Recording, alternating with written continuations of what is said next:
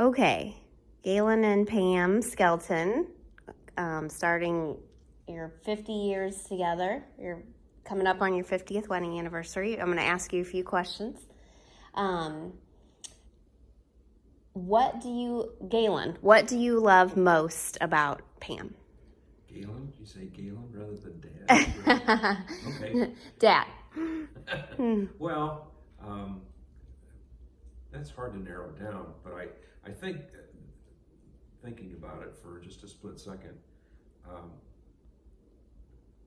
the most that I love, one of the things that I really love about her is her passion for the love that she has for so many different things.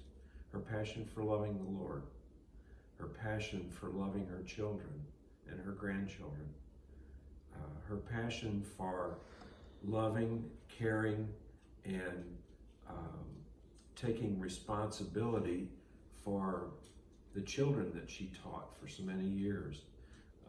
They became her kids, and she meant every word of that. I mean, it wasn't just a job that she was being paid for. And believe me, I saw the after effects of that when she was at home at night. She had great passion and great love for the things that she put her mind to, and where her mind went, her heart went also. And that's a real aphrodisiac. It's been one of those things that I marvel at all the time. Okay, very good. And Mom, what do you love most about Galen? Okay, well, it's really hard to just choose one thing because your dad has a multitude of good, wonderful things to love, but just thinking about it very quickly, I would say his consistent, unwavering support. When you're married to someone for 50 years, you share so many experiences, wonderful experiences, happy, joyous. You experience heartbreak, you experience loss, you experience sadness and grief. And through every one of those, Dad has been a solid support. And the Bible talks about your spouse being your helpmeet, and Dad is absolutely my helpmeet. He's given me strength to live this life and live it in a happy, joyous, supportive way. Okay. All right. What is the secret to a successful marriage? Oh gosh. You want to go first on that one? I would say God at the center. That putting God and his principles at the center. Not that I don't say that as if we have always lived our lives that way and that we've never made a mistake. Of course, we've made many, many mistakes, and we're not perfect in any way, shape, or form, but putting Christ at the center of our relationship. Okay, Dad? Love and respect. Well, that's hard to disagree with, and you stole my line. But just adding on to that, I think it's always been important. Well, the verse that comes to mind is that God resists the proud, but he gives grace to the humble. And to me, our successful marriage derives from putting the other person first as much as you can. Everybody tries to protect themselves from one shape or another, but to try to put the other one first, to try to consider the other one, to take those allowances where you are borderline and you try to put the other one first. And when that's reciprocated, it makes for a great balance in a marriage. Of course, there's a lot more that goes to that, but that's one of the things that jumps to my mind in the beginning. Okay, good. And all right, how did you two meet? And you can each tell your own version, quick version, but like little things that you remember about when you two met. I'd like to tell this first so that I get the story, set the story straight before she lies. We met in civics class in high school, our last year in high school. very large high school and had been in the same school together for 3 years and had never met, until that class. And obviously I noticed how cute she was, and she was across the room, sitting across the room from me. And I used to flirt with her, and she was always so embarrassed by it. And I used to embarrass the fire out of her, winking at her in class and waving at her and sending messages and stuff. And somehow I wore her down and asked her if she wanted to go out, and surprisingly she agreed. Okay. How'd I do? Pretty accurate. I will tell you, there was a girl who had a crush on Dad that sat either in front of him or behind him, and she used to do his homework for him. And she would bring it in, and all he had to do was write his name at the top. And he never asked her out, but he asked me. Oh. But what's funny is one day we were sitting in class, and he used to sit on this side of me, so I was kind of like this all the time, because if I looked over, it would encourage him to embarrass me. And I heard people in the class laughing, and I look over at him, and he's holding up a sign saying, "Will you go out with me?" No. I had to say yes, so he would be quiet. Yes. Okay.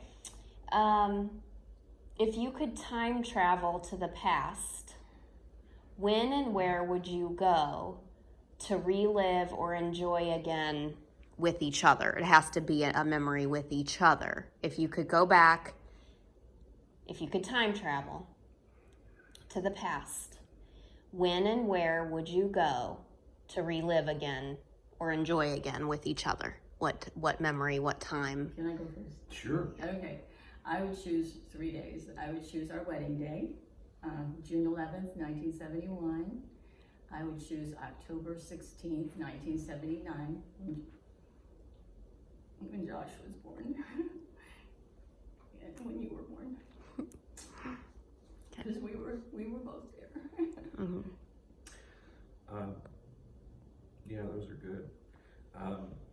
I guess the one, again, there, without having an opportunity to think about this, it's kind of hard. But the one thing that jumps to my mind kind of borrows off of that. After getting married, we wanted so desperately to have children.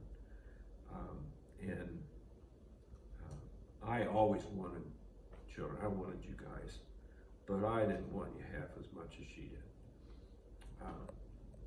And it just wasn't happening. It just wasn't in God's plan for right then. But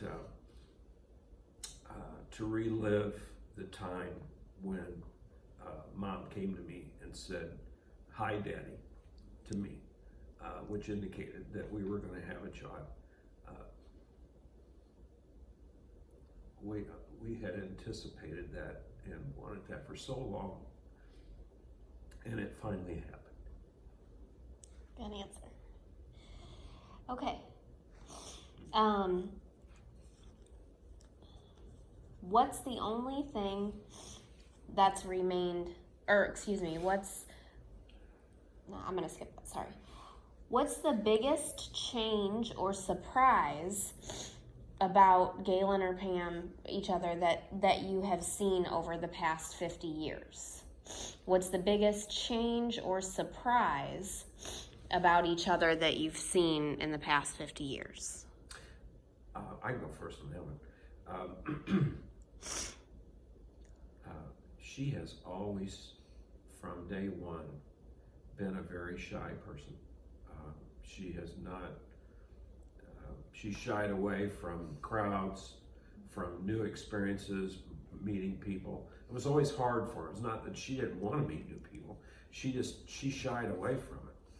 And I have seen her over the years loosen up on that. Now, it's not that she goes in with a party hat, life of the party, whenever she steps into a new situation, but she does so much better than she ever did when we first met.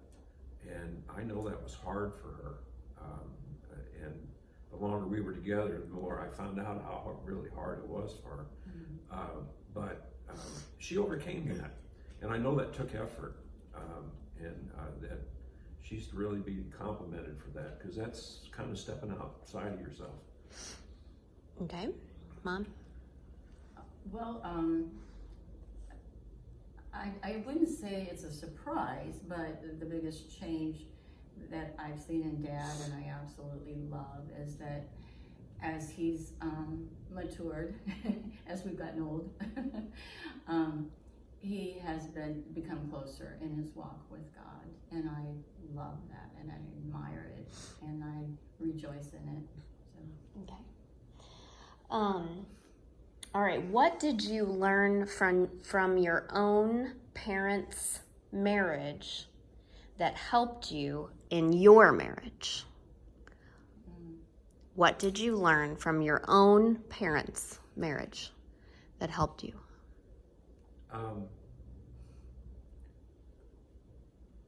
My parents love one another, but I struggle for a word on here to describe. They had what I consider at different times a rocky relationship.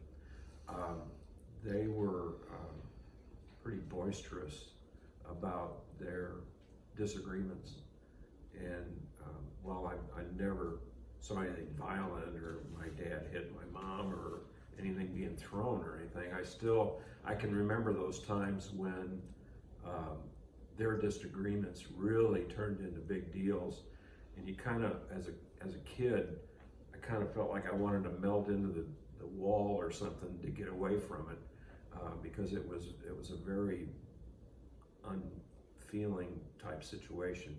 That being said, even working through that, they always showed that they loved one another, they stayed together, they cared about each other, they took care of each other, and they were consistent in showing their love for one another.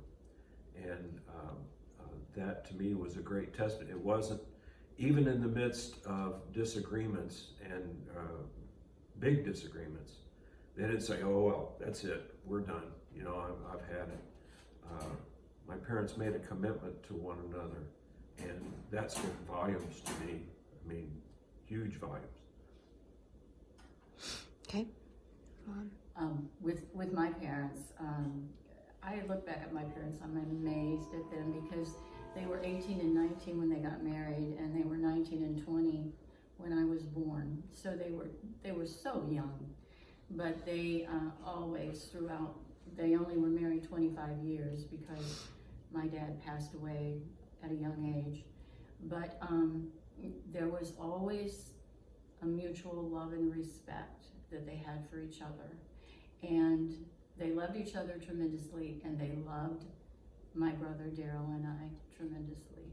And if you have parents that love each other and love you as their child, you have heaven on earth. So. Okay. Okay. What is a favorite date that you remember that you two shared before or after marriage? Like maybe a first date early on, or it doesn't matter. Just a favorite date, memory, maybe even a trip. But okay, I have one. Whenever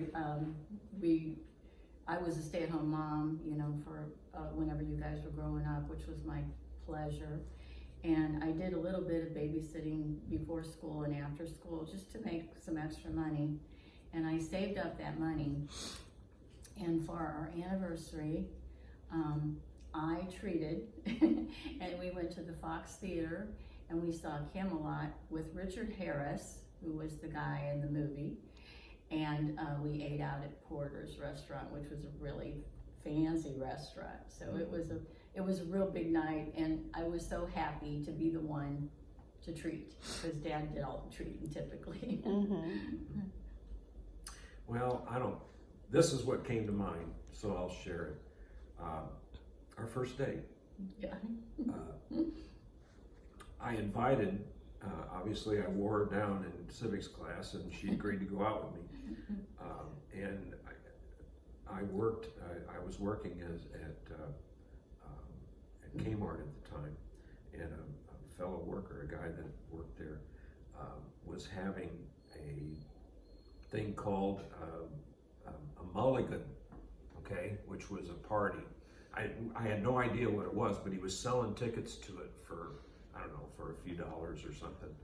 And I asked Jim what it was about. He says, oh, it's a good time, you know, there's great food, they make a lot of neat food, and there'll be a lot of people there, and it'll be a good time.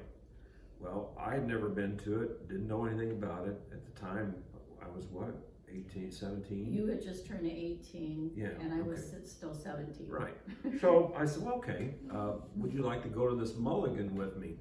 And she was, okay, sure. So we went, and it was actually it was a building out on Horseshoe Lake that was owned by one of the people that had the party, and it was it was pretty rowdy.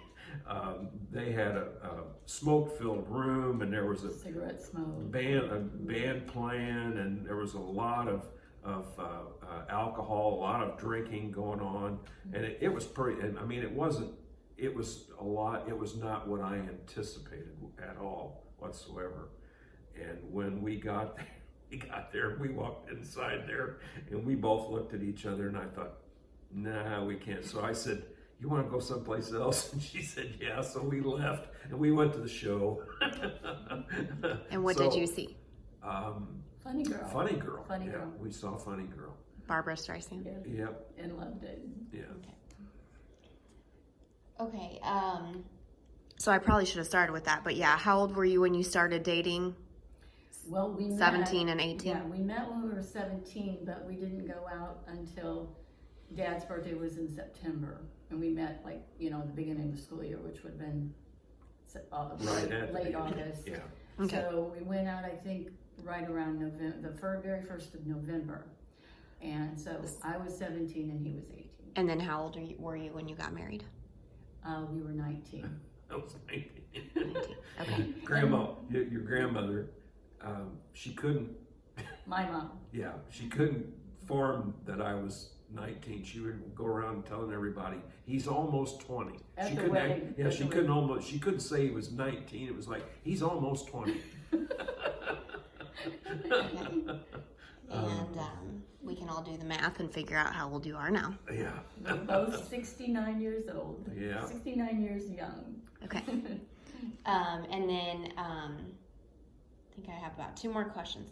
What is a quirk about your spouse that you use, that would bother or annoy you, but now you've come to appreciate? Oh my Ooh. gosh. I don't know. What, are you trying to start a fight?